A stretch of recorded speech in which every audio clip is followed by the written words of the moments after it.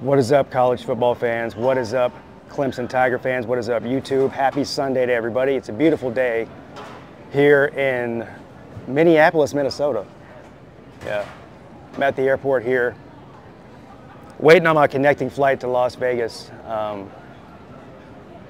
Be getting to Las Vegas later this afternoon. Anyway, I didn't want to miss a chance to upload and record a State of the Fan address after yesterday's game against Syracuse in the Valley. And the only thing I can tell you is, I told you so. I mean, I don't know what to tell you. I got a lot of flack from people over the past couple weeks, telling me I'm spoiled, I'm overreacting, this and that. Exactly what happened in yesterday's game is exactly what I said was going to happen, is exactly what I was worried about happening. And so I don't think I'm overreacting. Now, the way you've got to look at it, in my opinion, is everybody has expectations. So everybody has their own expectation. Like, in other words, let's say you're 13 years old and you don't know anything other than Clemson being in the playoffs and winning at 11 and 12 and 13 and 14 games every year. Your expectation is for them to always do that, right? Well, I don't fall into that category, right? So I went through many, many years, decades, of watching Clemson underperform and always feeling like that they should be better than they were. And so over the past 10 years or so, and it took me about that long to get to this point, but over the past 8 to 10 years or so, it has become an expectation for me based on everything, based on the amount of talent, based on the coaching staff, based on the amount of money that Clemson University puts into football, based on the conference they play in, everything. I mean, they have, I say they, really Dabo Swinney has set that expectation for everybody. So when I get people commenting to me, oh, look, another entitled, spoiled Clemson fan, they don't remember what it was. Yeah, I do remember what it was like. But that has nothing to do with now.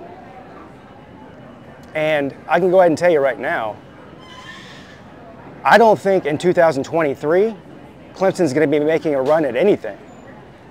Now, I hope I'm dead wrong. I hope in 2023, Clemson's the greatest team that ever walked the earth. But I'm realistic. We're losing a lot. It's a quote unquote, I know you'll hate to hear this term, transition year. Transition year, a lot of new players on defense coming in. Most likely have a new quarterback. We'll get to that in a second with Cade Klubnik.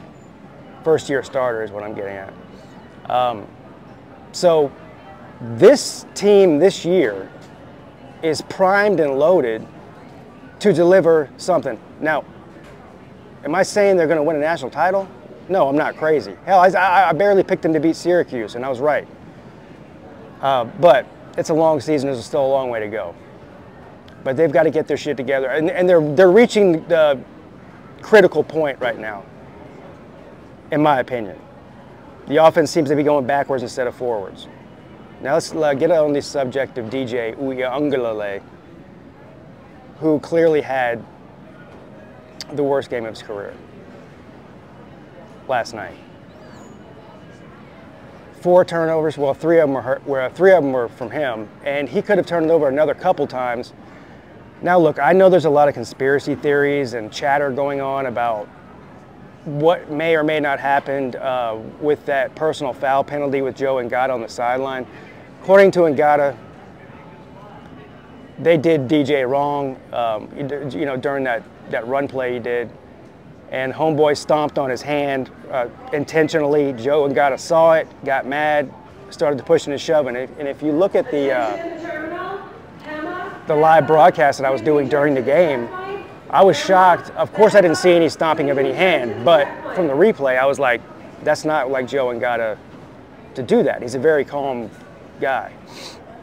So that was a little bit surprising. So that's the story that came out about that. Now, whether or not that had anything to do with anything, as far as anything related to the way that DJ was performing, because I believe that happened.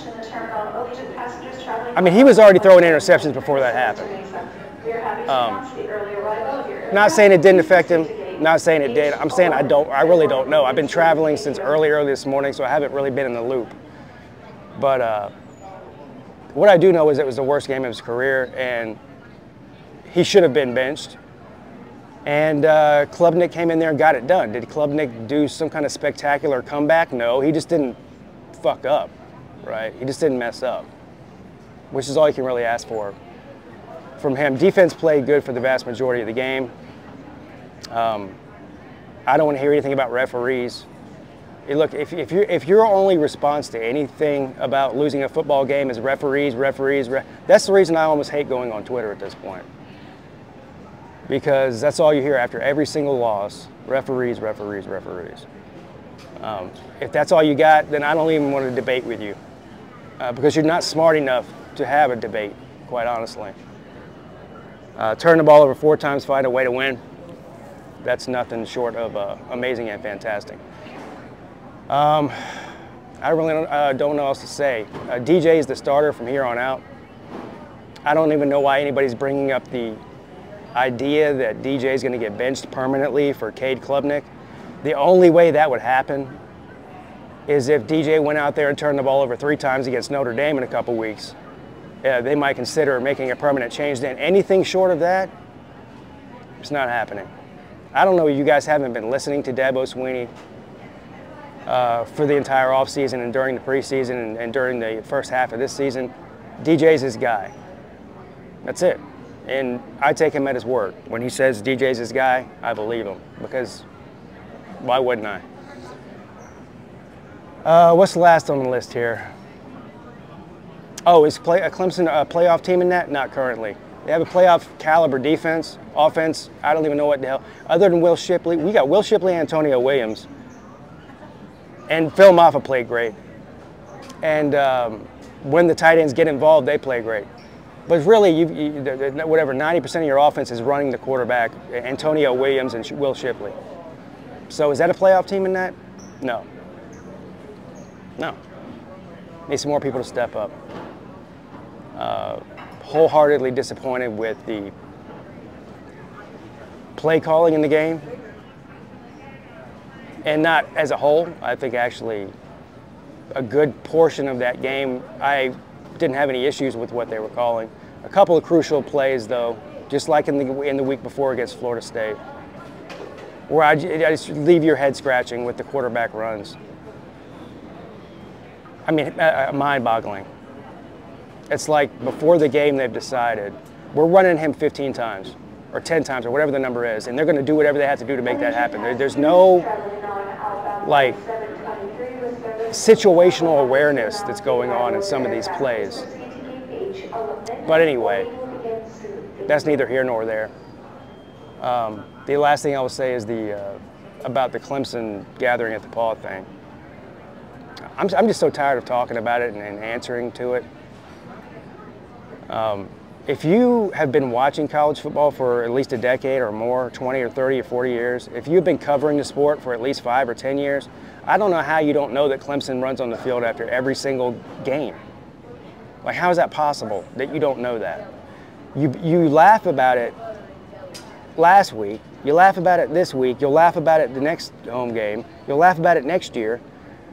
I don't know what you don't get. I don't know what I mean, at this point, I'm just going to start telling people they're giving away free French fries or something at the Paw after every game. That's the reason they do it. I don't know what else to tell you. But from now on, I've made a promise to myself. Anytime I see anybody laughing at Clemson for rushing the field after every game because they don't know, I'm just going to start making shit up the reason why they're rushing the field. They had to go to the bathroom. They're giving away free French fries, free gas cards at BP. I don't know, something. But anyway, I got to get going. I'm going to go get something to eat here before my flight. So I wanted to make sure I did the State of the Fan address. I'll be checking up with you guys a lot over the next 4 or 5, 6 days. I'll be in Vegas in a few hours. Got a lot of stuff planned, uploaded videos, live streams, the whole 9 yards. See y'all there. Go Tigers.